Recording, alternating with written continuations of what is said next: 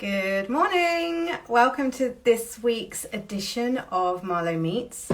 Today I am going to be chatting with Julia Jebbett, who is the founder of Magpie's Mindful Magic, which is a business bringing mindfulness, tools and techniques to children and their families.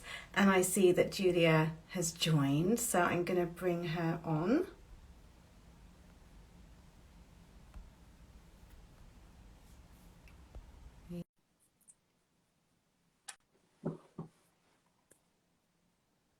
Hopefully Julia's coming.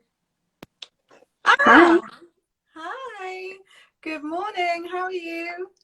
I'm good, Rebecca. How are you? It's nice. It's so lovely to see your face because when we spoke before, we were on the phone. That's right, it was. Yeah, nice to see yours too. Nice and smiley today. And I don't know what the weather is like with you, but it's a nice blue autumnal sky in Manchester. So I'm very happy this morning. Yeah, the weather down here, I mean, it's not as bright as it was yesterday, but this is definitely my favorite season. I love autumn, and it's that really crisp, cold, blue skies, you said, not so much today, but and the golden leaves. And I had my gloves on for the first time yesterday, actually. So Yeah, it has got a lot colder, hasn't it? Yeah, I like autumn as well because you get a good mix of the brightness. As long as it's not too wet, you get a good mix of the brightness, but then with that kind of crisp chill in the air, and as you say, the colours are just majestic. yeah, very cozy time of year as well, I always think. Mm. And yeah, particularly around kids. I was thinking this the other day because Halloween has become such a big thing in this country now. And then that kind of segues into bonfire nights and the fireworks. And it's like this nice little build up, isn't it, to Christmas? And we've had Yeah, Diwali that's this true. week too. And it's just a Yeah. lot of different lovely things happening around this time of year. I agree. Yeah, it's a really exciting time of year, and Halloween's always been a big thing for me actually, because in Northern Ireland where I grew up, we've always really celebrated it. Okay. And I've noticed since I've been over here, it's become a much bigger thing in England. You know, I've been over here about 20 years now. Um, and then Bonfire Night, of course, we never celebrated, so that was a new thing for me when I moved over, and it's probably one of my favorite holidays. It's not actual holiday, is it? Yeah. But I really love the celebrations and I go all out, which is a bit strange to my Northern Irish counterparts because it's not something that they're used to celebrating. Yeah. Why is I'm really intrigued. So how come Halloween is have you got a dog there? I do. He's in a particularly naughty mood today, so I'm very sorry. I have done everything I can to keep him as quiet as possible, and he's just not playing ball. He wants some attention. I've got He one of does. those here too. So. At some point, he might end up on my lap. So hopefully, we'll be able to ignore him for a while yet. Okay. Yeah, so I was intrigued about what you'd said. How come Halloween was such a big deal in Northern Ireland? Do you know? Well, I've looked into this actually, and from the research I've done, apparently it was always like an Irish festival that then was taken to America during the immigration. And then the Americans, as you know, the Americans have always done with things, have made it their own and made it big and grand and crazy. Whereas in Ireland, it kind of started as like kind of the Samhain celebration, which was Yes. a pagan celebration. And then when Ireland was kind of Christianized, for want of a better description, it became part of the All Hallows Eve festival, and the lantern ideas, you know, like the jack-o'-lanterns are kind of Americanized now. They started off as just kind of turnips and swedes being carved out, and the idea was that you would trap the devil in them. Right. So that's kind of where like the Irish bit comes from, and then it's just gone over to America and become what it is What it now. is now. Well, I appreciate a bit of a history lesson. I Always might be wrong. You know us Irish, we like to claim everything.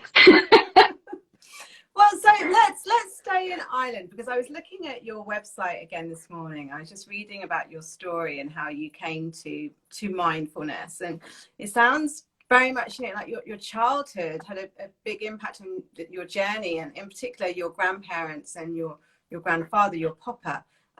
Yeah. I'd love to hear some of that story if you don't mind.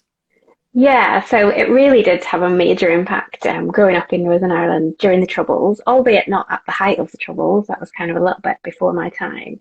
But it still had this pervasive kind of all constant threat and my papa was in the police, in the RUC, Royal Ulster Constabulary. And because they were seen to be an arm of the kind of British state, they were then targets for the IRA, who wanted to try and fight for a free Ireland and make Northern Ireland part of what is the Republic of Ireland now. So sadly, when I was about 6 or 7, because of the job that he did, my papa was targeted and killed outside his own home by the IRA. And as a child, even prior to that, I'd always grown up with him checking under his car for bombs, or sitting in the lounge with his gun, because the police in Northern Ireland carried weapons, with his gun under the pillow, probably whenever he'd been given a bit of a tip off that there was someone watching him or whatever. So we'd walk in, with my dad and my mum and me and my brother, and you'd see him maybe flinch and reach for his gun. And it's only with hindsight that there was things that he did with me that I thought were just kind of fun quizzes and games that were actually kind of him programming me in a delicate way, in case anything should ever happen when I was there, because I spent a lot of my weekends and childhood in that house. And it was such a warm, loving, fun, happy place. But he used to kind of say things to me. We'd be watching TV all snuggled up together, and he'd say, "Okay, Julia, if there was a fire over by the TV, how would you get out? Or if a bear came crashing through that door, where would you go?" And I didn't even really think about it until probably I was in my early 30s, Right. when suddenly, I'd been doing a lot of kind of introspection and work on myself, and suddenly the penny dropped that, oh my God, that was about him being a target and making sure that I knew what to do if anything ever happened. And I was astounded that, my brain had this capacity to compartmentalize that and just think of it as a game for so long. And obviously, like, the trauma, and I would describe it as trauma of kind of growing up in that environment, had impacted me so much that I didn't even see it for what it was for a very long time. And then obviously there was the occasion of his murder and his death, and I was very, very close to him. He was a magical man. He sellotaped hundreds, if not thousands, of Jaffa cakes to the cherry tree for my birthday one year, because I really liked Jaffa cakes, and the advert at the time for Jaffa cakes was a Jaffa cake tree, so I got my very own. So him and I were like best buds. We did everything together. And I woke up on the morning of his death and saw my dad in the house, which was unusual because he used to go to work quite early before I'd get up. And the only ever time we would see him in the house when we woke up would be on a school day, would be if we were doing something special, and like maybe taking a special day off to go shopping in the city, or Christmas time or whatever. So I woke up really excited, going, "Oh yes, Dad's off. We must be doing something that's a surprise." And I ran in, and he bent down and went, "Julia, we're not doing anything special. I've got really bad news. Your papa was killed last night." And I just remember kind of burying my head in my dad's shoulder at that point, and I don't really remember anything else, other than kind of all of the stuff that went on around the kind of the funeral. And there was, because he was quite a prominent RUC officer, there was a lot of media interest. Right. And, we had to keep curtains closed at the family home, because the paparazzi were there trying to get photos of us grieving and that kind of thing. And I just remember, like, my world was absolutely shaken, because he was like a real hero to me. And he was a hero to other people too. There was lots of press coverage of different bomb scares he'd averted, and, various things that he'd done. And he'd won medals for bravery and so on. But he was kind of my personal hero too, and he was just in one fell swoop taken. And from that point on, my grandmother was so courageous. She stayed in that house, even though, there was bullet holes in the walls, and probably must have been the most terrifying thing that she'd ever been through. But she's just like, "No, this is where we've had our family home, and I'm not being intimidated out of it." And I'm glad that she did that. But for a long time, I was very scared, in that what had been a happy, secure, safe place for me, I was terrified that these bad men, as we described them, were going to come back for my dad or my uncle, or that they were just lurking and watching. And at that time, there was no real recognition of the impact that the troubles would have really on children, especially. Yeah. And so, whilst my family were fantastic and did absolutely everything they could to nurture me and carry me and my siblings and cousins and so on through that, there was no real kind of professional support or acknowledgement. And so I kind of then grew up into my adulthood with this enhanced sense of threat. So my fight or flight response was, hyper alert and hyper aware, and things that weren't life or death situations would trigger that response in me. And it usually manifested as anger, actually, and kind of trying to be overly organized and have an answer for everything. And again, then when I started kind of going, I don't want to be this person, I'm just tired of it, did all that kind of self work and introspection, that's when I uncovered that it was anxiety and heightened anxiety rather than anger. And so then when I kind of realized that, I was able to start to do things and to put in place kind of how I can manage that better. And throughout my whole kind of process of getting from there to where I am now, mindfulness had a really key part to play.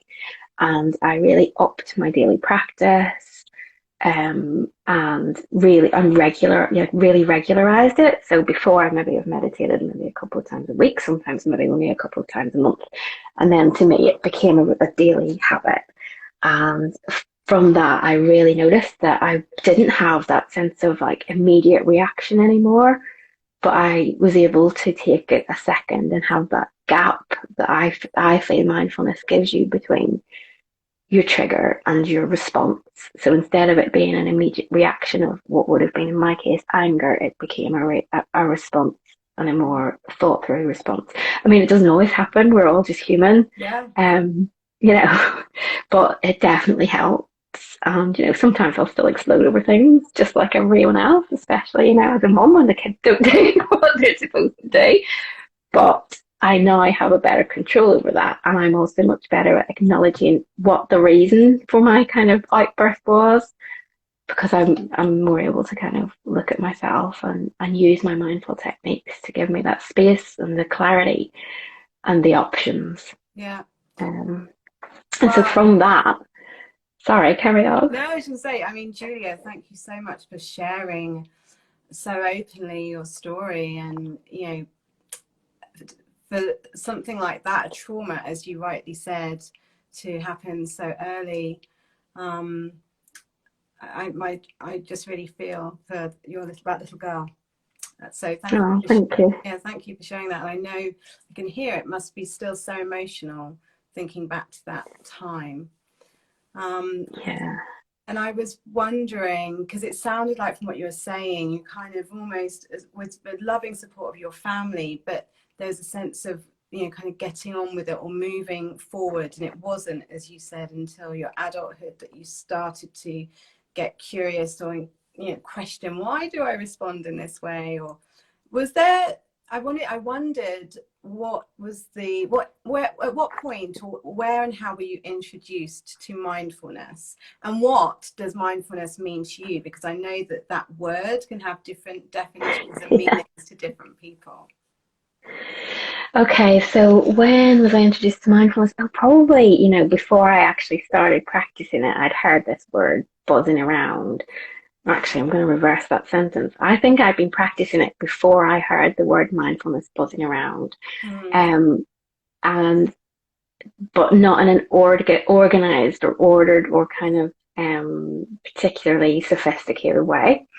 And that is not to say that mindfulness is sophisticated, because one of the things I love about it is it's difficult, but it's so easy to do, and it's so accessible, actually.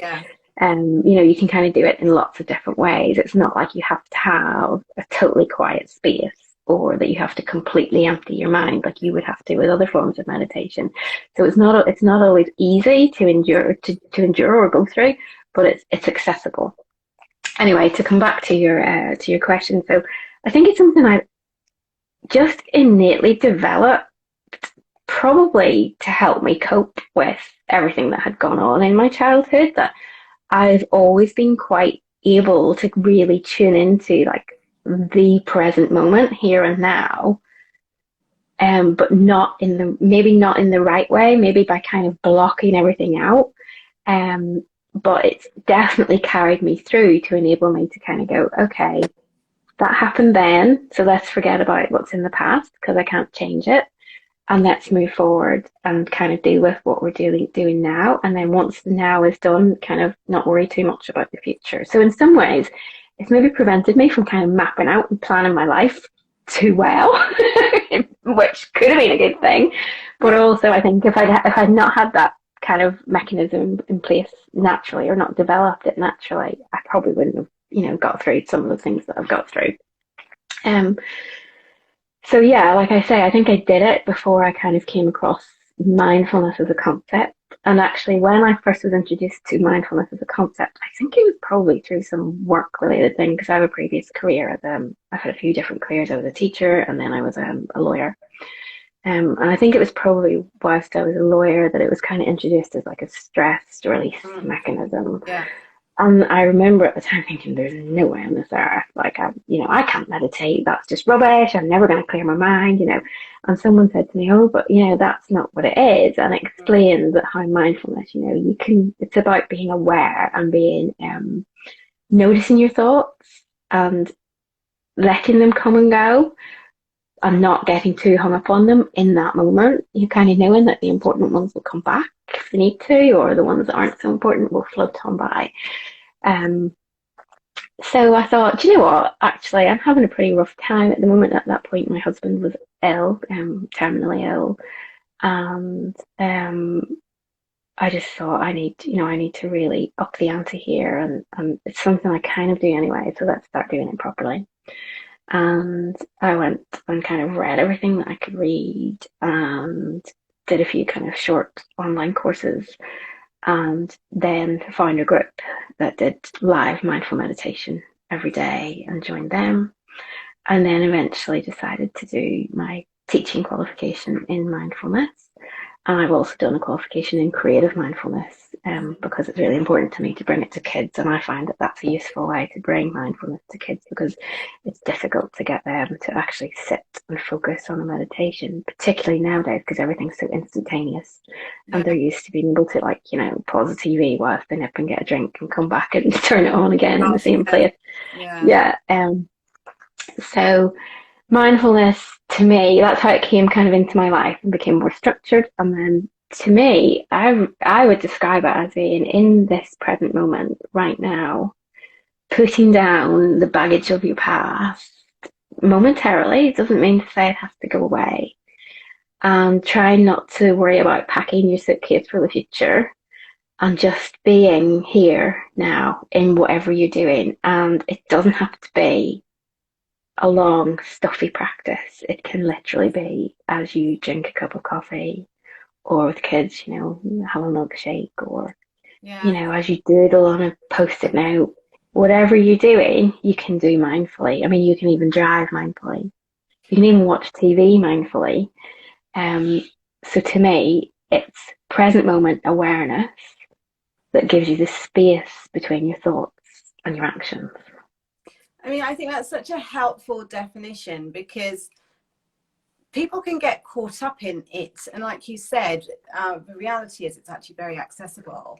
But there are sometimes these notions that, well, I have to have perfect conditions. I need to light a candle. I need to sit cross-legged. I need to, have no interruptions or whatever for the next 40 minutes. Or this idea that you could even be doing it wrong. And I'm all for encouraging people to be, as exactly as you said, mindful in the ways that work for them.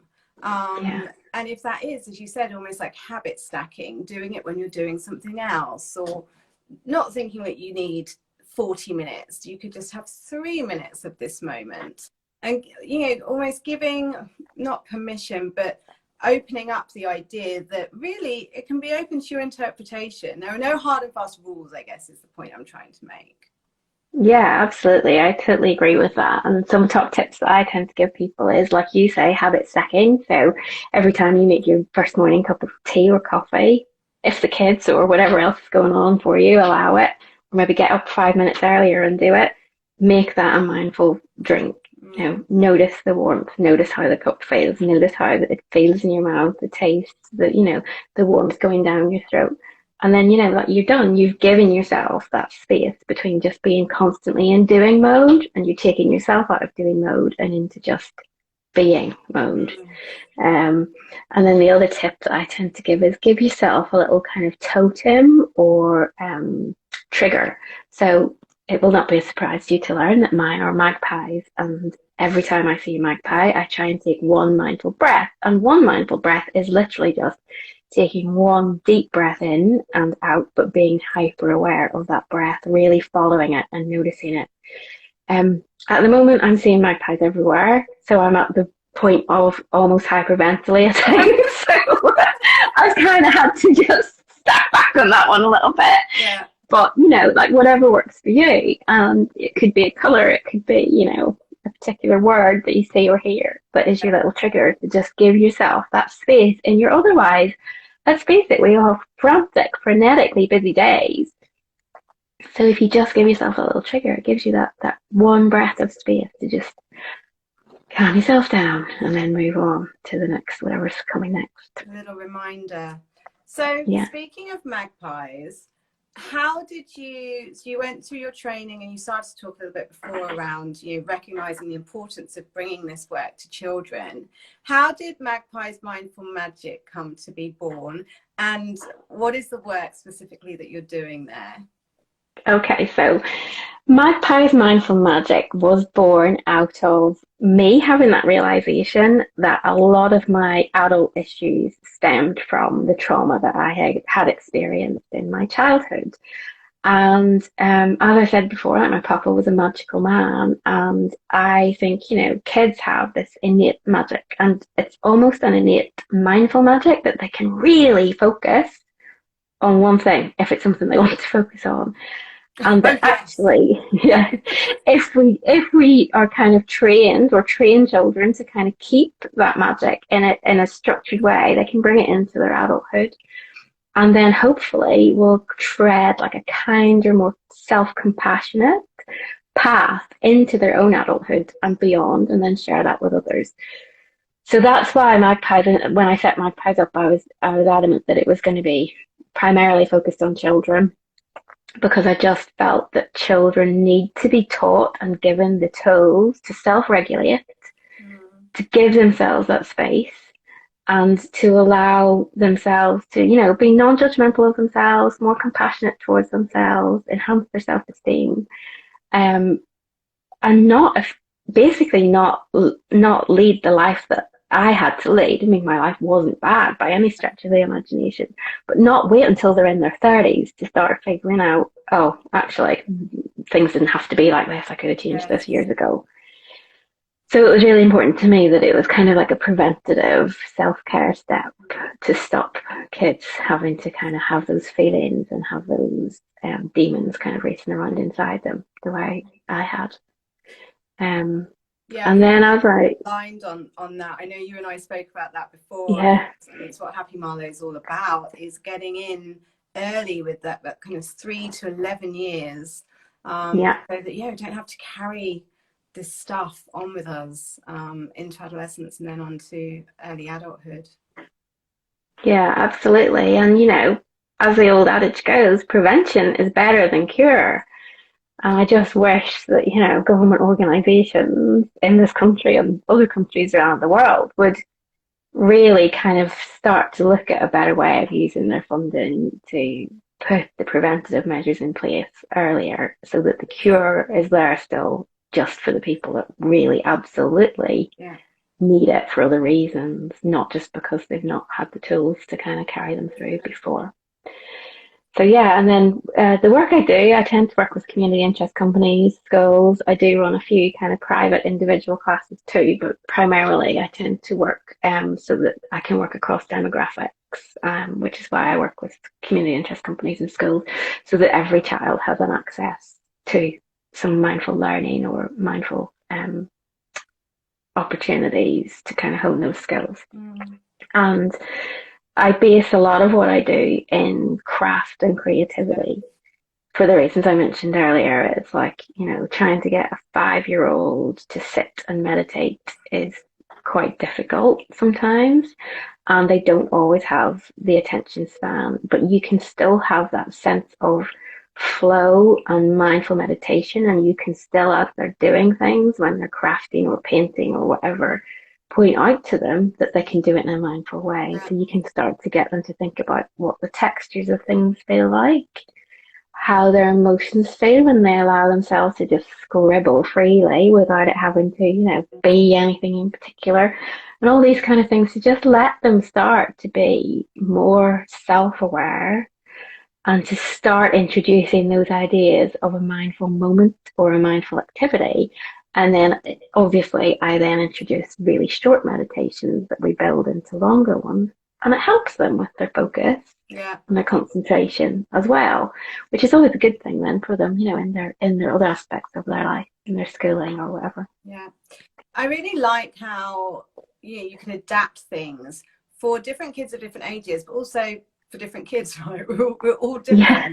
And one of the things that we found with Happy Marlo is that some children have said to us, I can't sit still. If I'm made to sit still, it makes me feel really anxious. Like it has the opposite effect of feeling calm. And so we've done some work around, using dance and movement with these things. And I think, it's kind of just busting those myths around what it is, as we said earlier, to be mindful in the different ways. Yeah, it's not like the Zen Buddha. Yeah, absolutely. And I encourage that in my classes as well. It's like, I'm going to teach you a really short kind of traditional meditation, but actually, if you need to wriggle as you do it, allow yourself to wriggle. Or quite often I'll open a meditation by allowing kids an opportunity to get all their wriggles out, as I say it, and start with a little bit of a shake and a kind of, see if that helps them calm down. And as you say, it can be different. You might have one kid lying down and another kid standing up straight, and someone, doing a yoga pose, or lots of things happen. And as far as I'm concerned, if they're there, they're engaged in some way, and at some point, some of this will sink in, and hopefully they'll take that forward into the rest of their lives with them. Absolutely. I wanted to ask about, I know you do some work with preschoolers. How do you work with those, for 3 to 5-year-olds? I have a 3-year-old daughter, so I'm always, it's something that we're really kind of getting to grips with.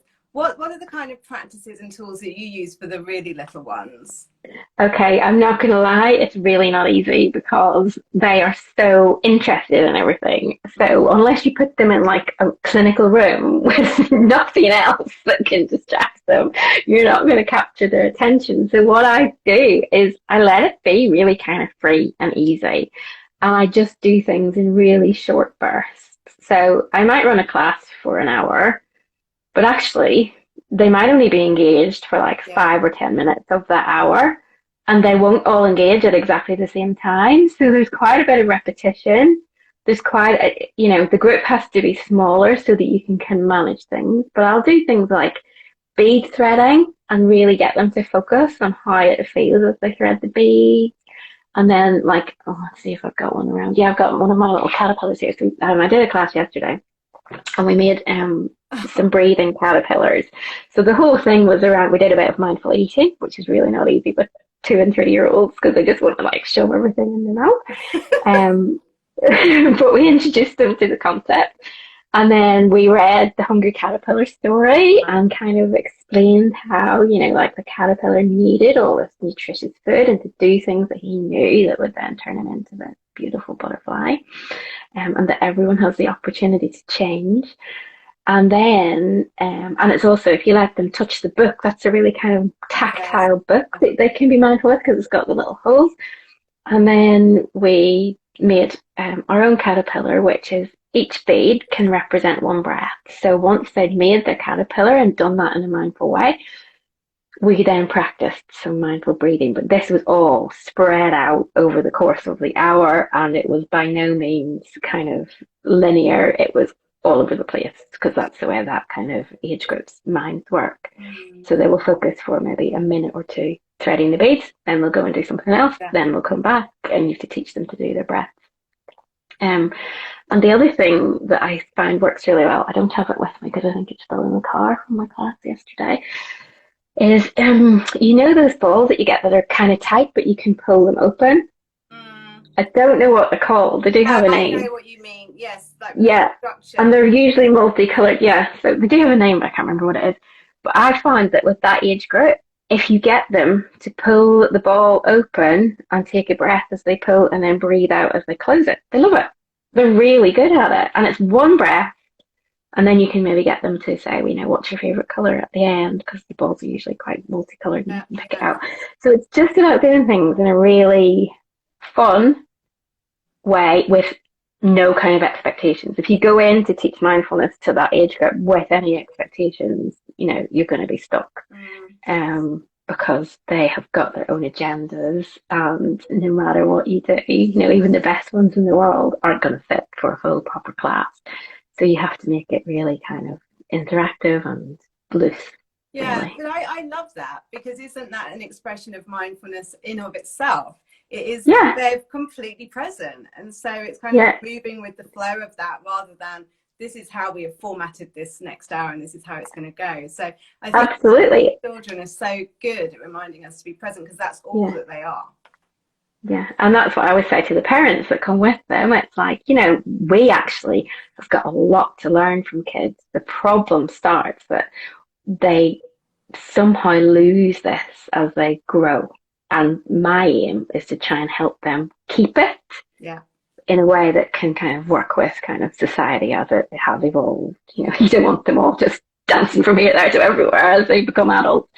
But, because, that's just not going to work for them the way society is structured. But you do want them to be able to keep that in a more structured way to aid them as they kind of move through life, and exam stresses as they hit teenage years, and, university stresses if they choose to go down the university route, and work stresses and life stresses generally. These are tools for life, aren't they? They're tools absolutely for life that we need to be learning, or re-remembering, some might believe, from as early as possible.